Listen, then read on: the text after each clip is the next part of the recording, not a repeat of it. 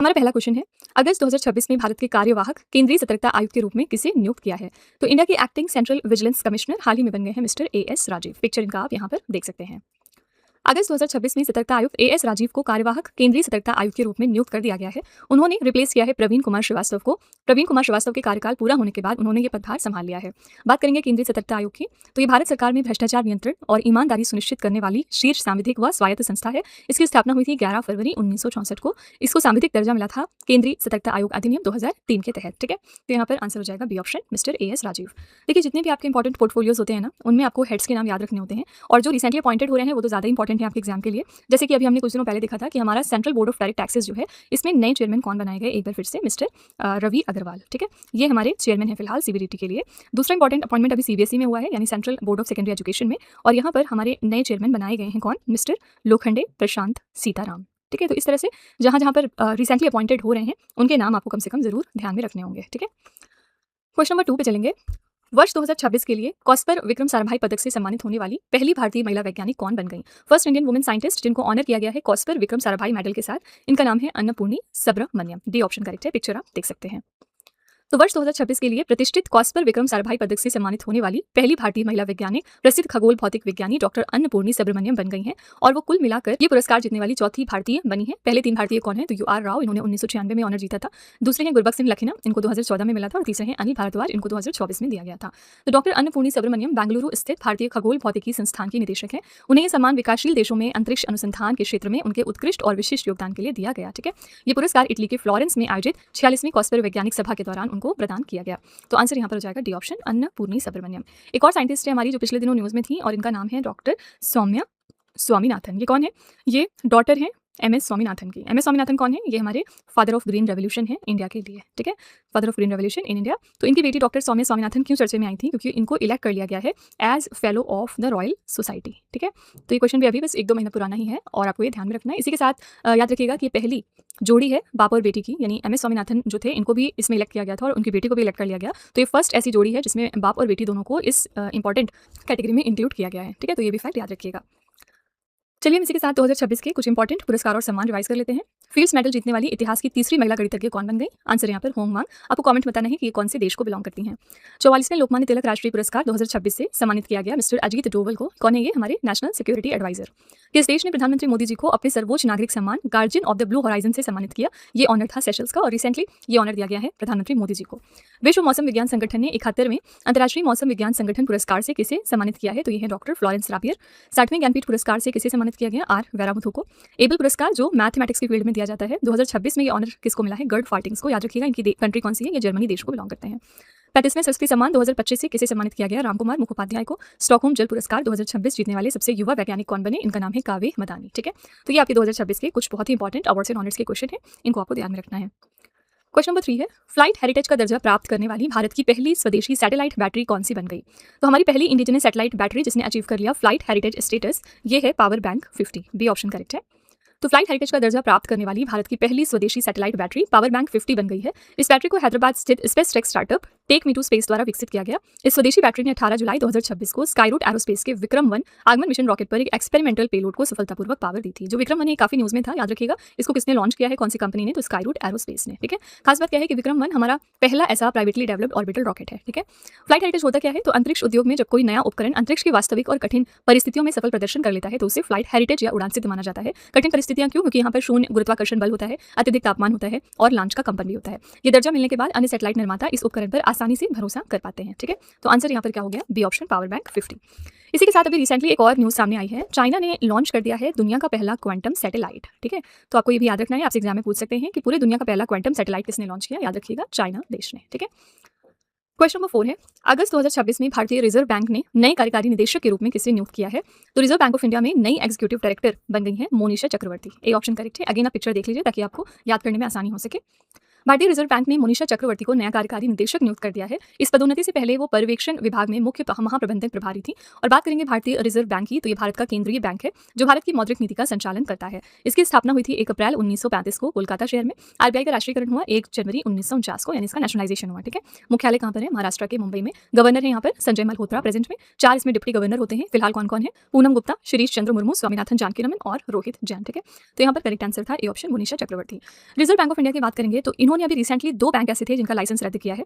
पहला तो हो गया पेटीएम पेमेंट्स बैंक लिमिटेड, इन्होंने इनका लाइसेंस रद्द कर दिया। इनका मानना ये था कि ये आरबीआई की कंडीशंस पर खरी नहीं उतर रहे हैं। ठीक है, और दूसरा बैंक था यहाँ पर एक कर्नाटका बेस्ड बैंक जिसका नाम था Shri Mahalakshmi urban cooperative credit bank. ठीक है, Shri Mahalakshmi urban cooperative credit bank. ये कहाँ की बैंक याद रखिएगा? ये कर्नाटका बेस्ड बैंक है। तो इन दोनों बैंक्स का लाइसेंस हाल ही में आरबीआई ने रद्द किया। ठीक है, क्वेश्चन नंबर 5 है, केंद्रीय मंत्री शिवराज सिंह चौहान ने भारत की पहली स्वदेशी अफ्रीकी swine fever vaccine MA104 cell line राष्ट्र को समर्पित की। ये वैक्सीन मुख्य रूप से किस पशु के लिए है?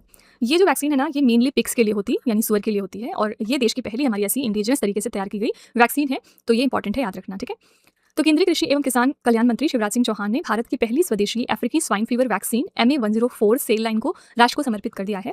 आपसे एग्जाम में पूछ भी सकते हैं कि इस वैक्सीन का नाम बता दीजिए, या फिर ये नाम देके पूछ सकते हैं कि ये किस चीज से रिलेटेड वैक्सीन है। ठीक है, तो इसे भोपाल स्थित आईकार यानी Indian council of agricultural research national institute of high security animal diseases के वैज्ञानिकों ने तैयार किया। अफ्रीकी स्वाइन फीवर वायरस एस्पैरविरिडे परिवार से संबंधित है और ये बीमारी सुअरों और जंगली सुअरों को प्रभावित करती है, लेकिन मनुष्यों में नहीं फैलती। ठीक है, तो ये किसके लिए डेवलप है? आंसर है सी ऑप्शन, पिग्स के लिए।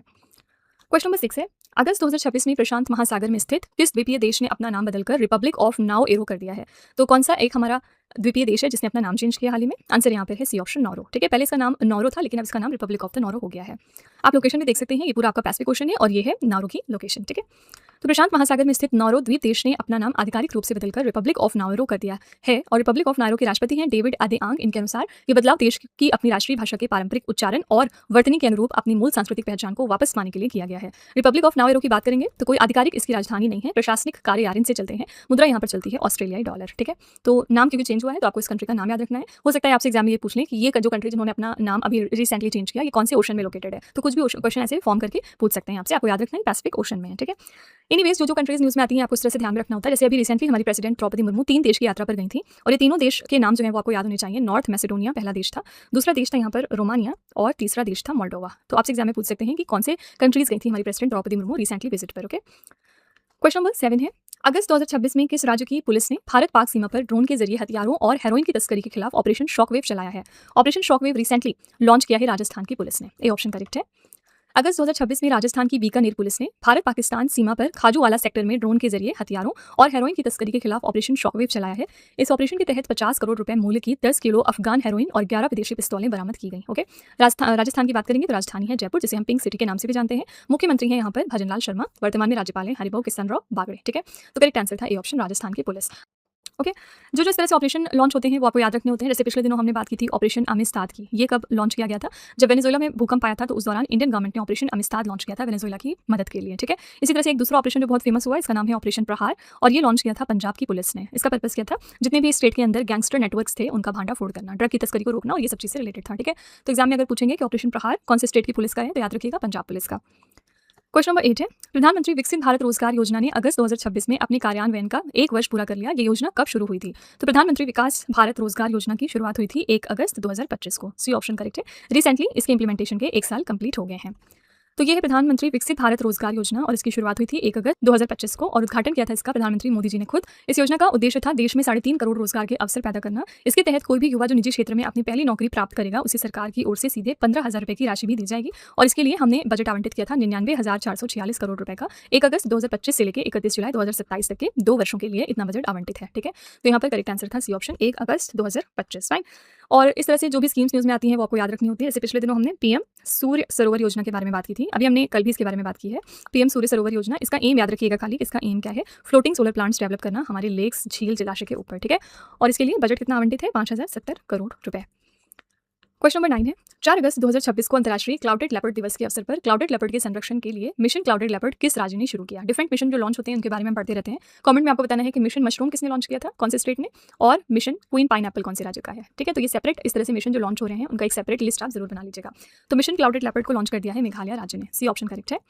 मेघालय के मुख्यमंत्री हैं कॉनराड के संगमा। इन्होंने 4 अगस्त 2026 को अंतर्राष्ट्रीय क्लाउडेड लेपर्ड दिवस के अवसर पर मिशन क्लाउडेड लेपर्ड की शुरुआत की है। क्लाउडेड लेपर्ड मेघालय का एक राजकीय पशु है जिसे स्थानीय भाषाओं में मैचा फिंग या लाक्रोंग कहा जाता है। उद्देश्य क्या है इस मिशन का? मिशन के तहत राज्य में पहली बार इन दुर्लभ तेंदुओं की आबादी का व्यापक वैज्ञानिक आकलन किया जाएगा।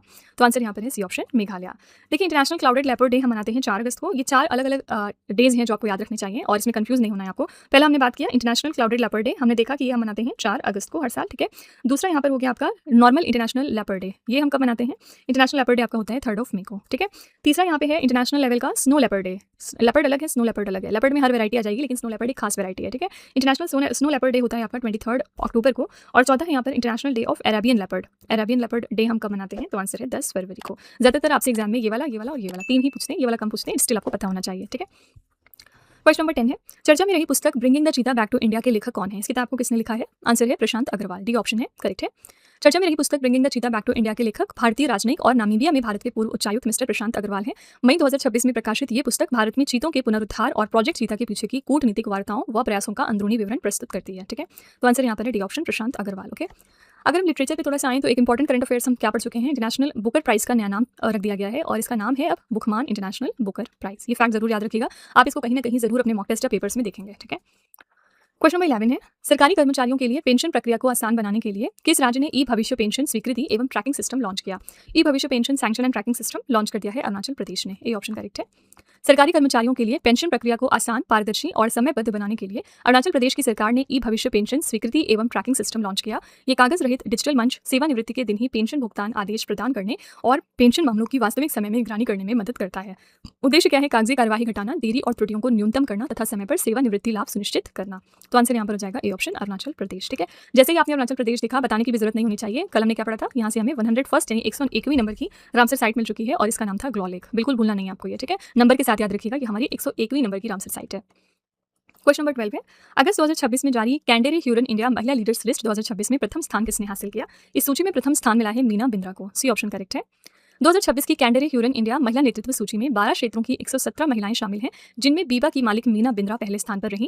युवा पैरालंपिक स्वर्ण पदक विजेता अवनी लिखारा ने रैंकिंग में 6ठा स्थान हासिल किया, जिससे वो महज 24 वर्ष की आयु में शीर्ष 10 में शामिल होने वाली सबसे कम उम्र की लड़की बन गई हैं, ठीक है। तो इन्होंने एक नया रिकॉर्ड भी बना लिया है। शीर्ष 3 महिला नेता दिखेंगे तो पहले स्थान पर है मीना बिंद्रा, दूसरे स्थान पर है तुषार शंकर और तीसरे पर है रजनी बैक्टर, ठीक है। तो यहाँ पर आंसर है C option, Meena Bindra, okay. Question number 13 है, महज 18 साल 346 दिन की उम्र में दुनिया के सबसे कम उम्र के पुरुष प्रोफेसर बनकर किसने कॉलिन मैक्लॉरिन का 306 साल पुराना गिनीज रिकॉर्ड तोड़ दिया है? आपको बताना है कि ये कौन है जिन्होंने इनका रिकॉर्ड तोड़ा। इनका नाम है नाथन थॉमस, पिक्चर भी आप देख सकते हैं यहाँ पर। कौन सी कंट्री को बिलोंग करते हैं? तो ये अमेरिका के इंजीनियरिंग शिक्षक हैं नाथन थॉमस। इन्होंने 18 वर्ष और 346 दिन की आयु में विश्व के सबसे कम उम्र के पुरुष प्रोफेसर होने का गिनीज वर्ल्ड रिकॉर्ड बना लिया है। नाथन थॉमस को अमेरिका के फ्लोरिडा स्थित मियामी डेड कॉलेज में लेक्चरर के रूप में नियुक्त किया गया था। नाथन थॉमस ने स्कॉटिश गणितज्ञ कॉलिन मैक्लॉरिन द्वारा स्थापित रिकॉर्ड को तोड़ दिया, जो 1700 के दशक की शुरुआत में 19 वर्ष की आयु में प्रोफेसर बन गए थे, ठीक है। तो यहाँ पर करेक्ट आंसर हो जाएगा B option, Nathan Thomas, okay. Question number 14 है, 5 से लेकर 7 अगस्त 2026 तक 13वीं ब्रिक्स शिक्षा मंत्रियों की बैठक और 30वीं ब्रिक्स वरिष्ठ अधिकारियों की बैठक की मेजबानी कौन कर रहा है? ये 13वां एडिशन है ब्रिक्स एजुकेशन मिनिस्टर्स मीटिंग और 3rd एडिशन है ब्रिक्स सीनियर ऑफिशियल्स मीटिंग का। ये दोनों इवेंट डेफिनेटली इंडिया में होंगे क्योंकि ब्रिक्स की प्रेसिडेंसी इंडिया के पास है इस साल, और इंडिया के अंदर भी कहाँ पर हो रहा है? तो उड़ीसा के भुवनेश्वर में, ठीक है। तो डी ऑप्शन करेक्ट है।